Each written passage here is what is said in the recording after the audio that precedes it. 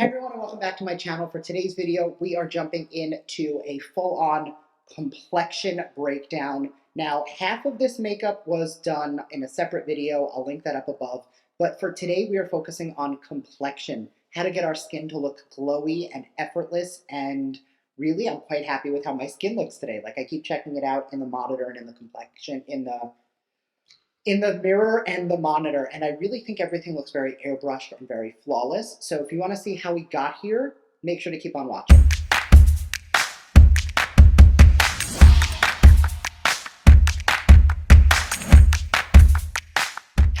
All right, jumping right in, first thing we need to do is make sure our skin is exfoliated, make sure everything is looking nice and bright. So I'm going to grab the Dr. Dennis Gross Daily Peel Pad. And the first step is going to be a lightweight, gentle exfoliator. And the second step is just going to really deactivate that chemical exfoliant so that you don't overdo it. So this is not something that I will say I do every single day. You should be exfoliating your skin probably 2 to 3 times a week.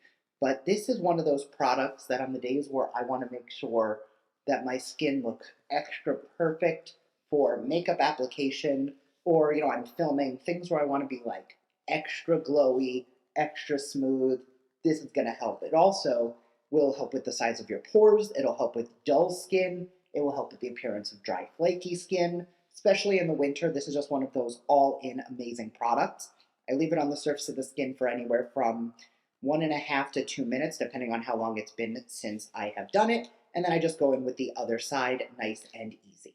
So the second side looks just like the first side, but it has this neutralizing complex that is going to really tone down any of those exfoliators. I always make sure under your jaw and chin, behind the ears. These are all places we think about neglecting our exfoliant. We don't think about it. That's the problem. We don't think about and we neglect.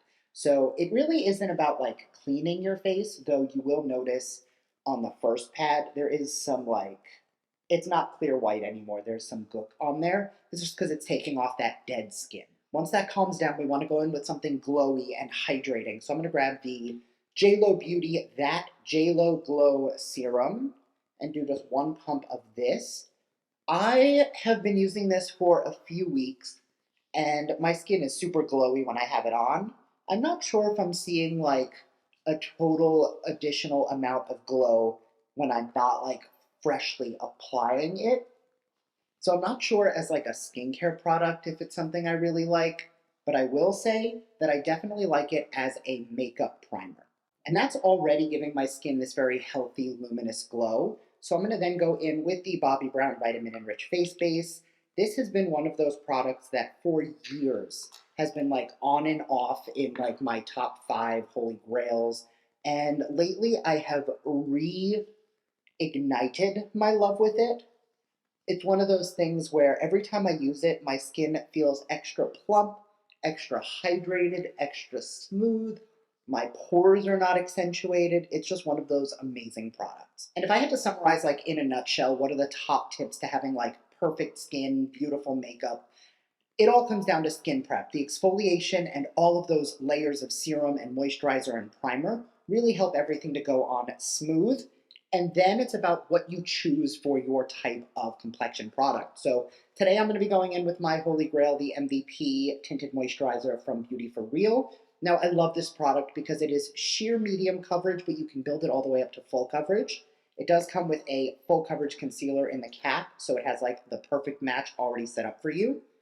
And I normally apply this either with a brush or my finger just to dot it around the face, and then I blend it out with a sponge.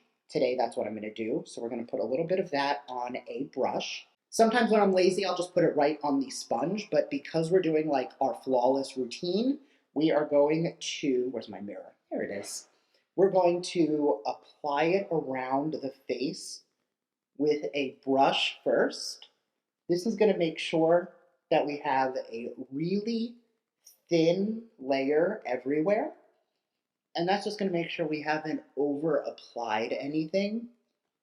And this does apply really beautifully with a brush. But, taking that extra time and that extra step, like it already looks good. It's not fully blended, don't worry. But like really taking that time with the brush to make sure that it is a nice smooth layer and that everything looks good, then switching over to a sponge and just pressing it around. This is going to make sure that it really does look like a second layer of skin. If you go in straight with your sponge rather than doing the brush first, it's not going to be as, even everywhere. And you'll notice it's picking up a very small amount.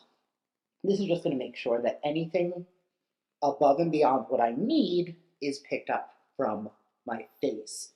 And normally when I do complexion routines, I really make it a point to be clean shaven in order to make it look as smooth as possible. I wanted to show you, if you have discoloration, if you have anything, this is such a great product because it's going to tone everything down, but it's not going to completely mask it. It's going to let certain things shine through. So if I have something I want to cover up, a blemish or a beauty mark or something, you can always go in with a layer of concealer just to even that out.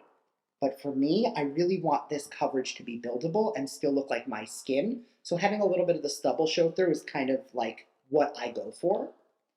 I'm going to take a tiny bit more, really very small amount, because as I look on the skin, I see that a lot of it does look very airbrushed and very perfected, but I do want just a tiny bit more in this area. And this is what I was talking about this being buildable coverage, is I can build up just one area and it's not going to look like I have thick layers of makeup on my face. Everything is still going to look perfected. And then same way I did before, back to the sponge, just to press it and work it into the skin and really make sure it looks perfect. Moving on to concealer, again, I want to brighten my under eyes. So I'm actually going to use the Tarte Shape Tape because this is like my holy grail concealer of all time.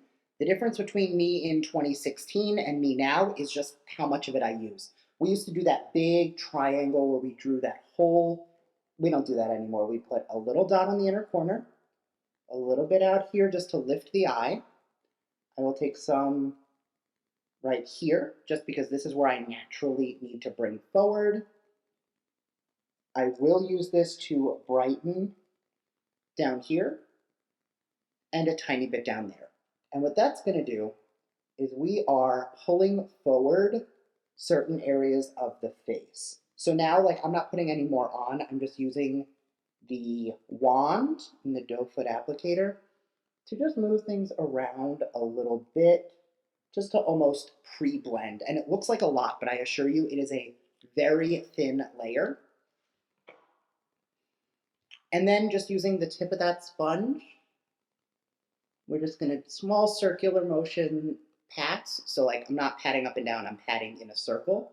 Because if you just pat up and down, it's not moving the product anywhere and you get this really concentrated amount. By moving around a bit, it's gonna shear it out. So you see it's pulling forward the top of my lip when I do that, which is gonna help to, help with the illusion of a fuller lip. When you do it down the center of the nose, it helps with a kind of a pre-nose contour. And by doing it this way and moving the sponge as you do it, you're really shearing that product out so it doesn't look too much. Now that we've got that smooth base, we powder. And for me, it's all about blending loose and pressed powders. I'll start with this. This is the Givenchy Prism Libre. And this is like a multicolor, multifaceted powder. And I'm going to grab two brushes. First is going to be this one from Sigma. It is a dome fluffy brush. And I'm just going to, this is one of those powders where it's 4 different colors mixed together. We're going to mix that a little bit. And I am going to use just the tip of that brush just to hit up the under eye and anywhere where I tend to get extra creasing. And then with whatever is left on the brush, we're just going to sweep that over the cheek and really pat it over. Switching to a larger brush, this one's from Complex Culture by Ipsy. I'm going to take, just whatever's left in the cap of this pot, words are hard today, the packaging, and I'm just going to press that around the rest of the face. Now this powder has a really beautiful luminosity to it and really looks nice. So I want to make sure that I'm adding that beautiful glow into the skin. And this is going to help the skin to look like skin. is we don't want to always go in with really, really matte powders. We want these powders that give our skin life. That being said, there are some places we want to be matte. So jumping into the One Size Turn Up the Base Versatile Powder Foundation, this is a matte powder. I'm going to take a little bit of that on that first brush or that second brush. You'll see a little bit in there. And I'm just going to, like, I take it out of the pan and I don't really use the mirror. So I'll then just kind of pat the mirror a little bit just to spread that throughout the brush. And then I'm going to concentrate that where I want that matte finish, which for me is going to be really just the lower half of my face. And then I tend to need it on the forehead. And then once there is nothing left on the brush, I'll just kind of buff everything together to make sure those colors match. I really want that luminosity to stay, but this is just going to give us the most lifelike finish. And at this point, just to bring everything back to life, because we have layered powder on, we're going to grab any face mist or setting spray, put a nice thin layer over the skin, and then back to the sponge, we are just going to really press that setting spray or that face mist into those layers of powder. And that's going to bring everything back to life.